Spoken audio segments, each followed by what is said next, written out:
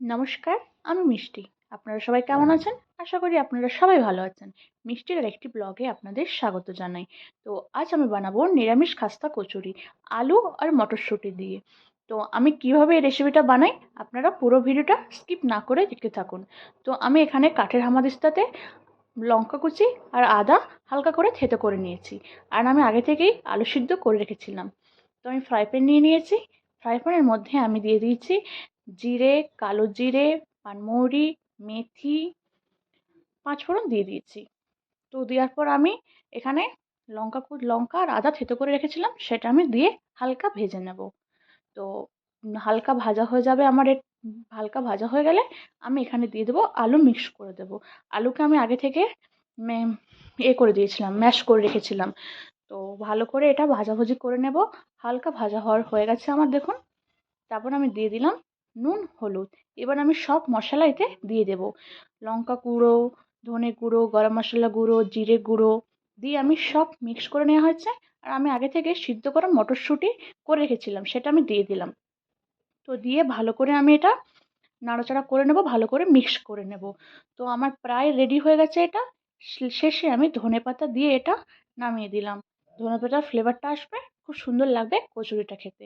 তো দেখুন আমার মশলা অলরেডি ডান। তো দেখে একবার আপনারা বাড়িতে ট্রাই করবেন। তারপর আমি আগে থেকে ময়দা মাখিয়ে রেখেছিলাম। ময়দাতে একটুখানি চিনি, সাদা তেল আর নুন দিয়ে ভালো করে ময়ান দিয়ে রেখে দিয়েছি। তো দেখুন আমি কিভাবে বানাচ্ছি। তো এখানে আমাকে আমার আঙ্কেল হেল্প করেছিল।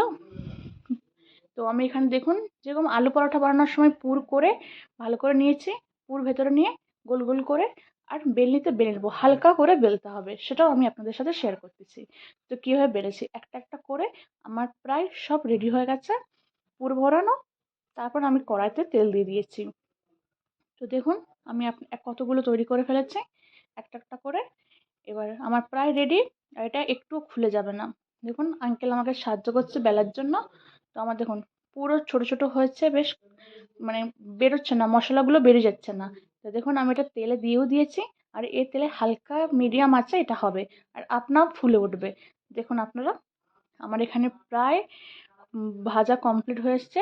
আমি উল্টে পাল্টে দিচ্ছিলাম। তো ভিডিওটা আপনারা দেখুন। তারপর আমার ভাজার পর আমি আগে থেকে এখানে চাটনি তৈরি করে রেখেছিলাম, গ্রিন চাটনি।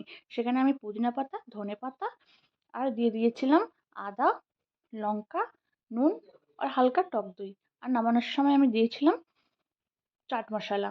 তো দিয়ে আমার তৈরি হয়েছিল এখানে গ্রিন চাটনি। তো দেখুন আমার সব ভালো করে তৈরি হয়ে গেছে, একটাও পুর বেরোয়নি। এই হলো আমার গ্রিন চাটনি। আমি এখানে আলু মটর দিয়ে সবজিও রান্না করে রেখেছিলাম। আমার রেডি।